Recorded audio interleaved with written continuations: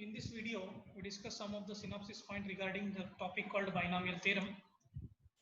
An expression consisting two terms connected by positive or negative sign is called a binomial expression. For example, x plus c or 2x minus 3y, or else 1 by x minus 1 by x cube, or else 7x minus 4 divided by 5y, etc.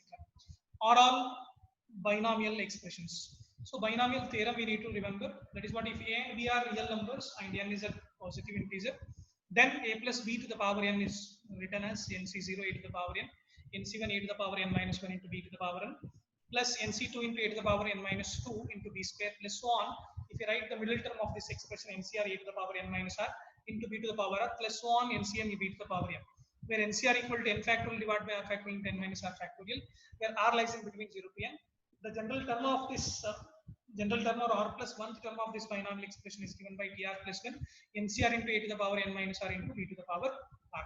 So some important observations which we need to remember: the total number of terms in the binomial expression a plus b to the power n is always equal to n plus 1, one more than the exponent called n. In the expression, the first term is raised to the power of the binomial, and it is subsequently terms of the power of a reduces by 1 with the simultaneous increases of the power of b.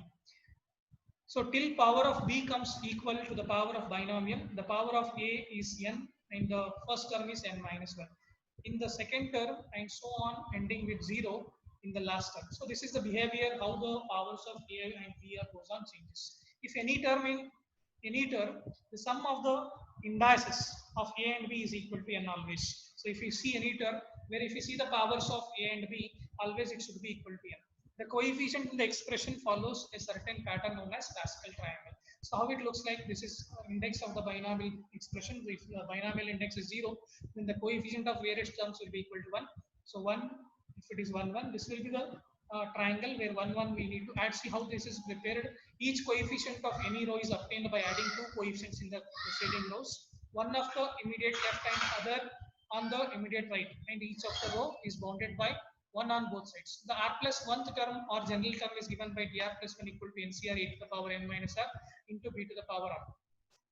Some of the particular cases, if n is a positive integer, then a plus b to the power n is always nc0 a to the power n into b to the power 0, plus nc1 into a to the power n into b to the power 1, plus nc2 into a to the power n minus 2 into b square, and so on ncr a to the power n minus r into b to the power r, plus so on, plus ncn a to the power 0 into b to the power n. So in particular case, if you replace b by minus b, then the sign will changes alternatively.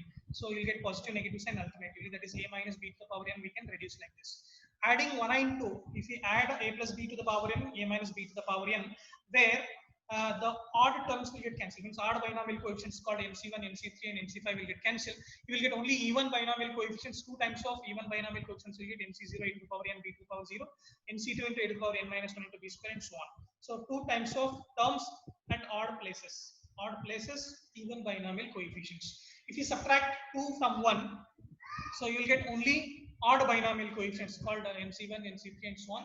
So these are the sum of terms at even places. If you replace a by 1 and b by x, so that you will get 1 plus x to the power n. So nc0 x to the power 0, nc1 x and nc2 x square and so on, ncr x to the power r. And if you write like this, ncn x to the power n will get. So 1 plus x to the power n is always equal to ncr x raised to r. Replacing a by 1 and b by minus x, will get 1 minus x expression. That is what 1 minus x raised to n, you will get alternate positive negative sign. 1 minus x to the power n symbolically, if we represent summation of r equal to 0 to n, minus 1 raised to r ncr into x raised to r. So the pth term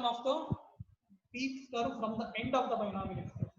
So pth term from the end of the binomial expression a plus b to the power n is always n minus p plus 2th term will be the pth term of the binomial expression from the end.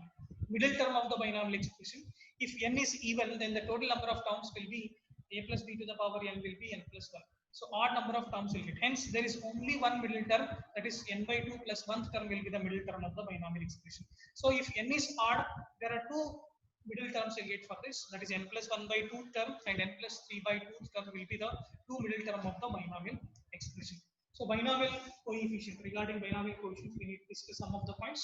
A plus b to the power n expression we know. So nc0, nc1, nc2 are called binomial coefficients. If you replace a and b by 1, so that you will get all binomial coefficients. Sum of all binomial coefficients is always equal to the power n.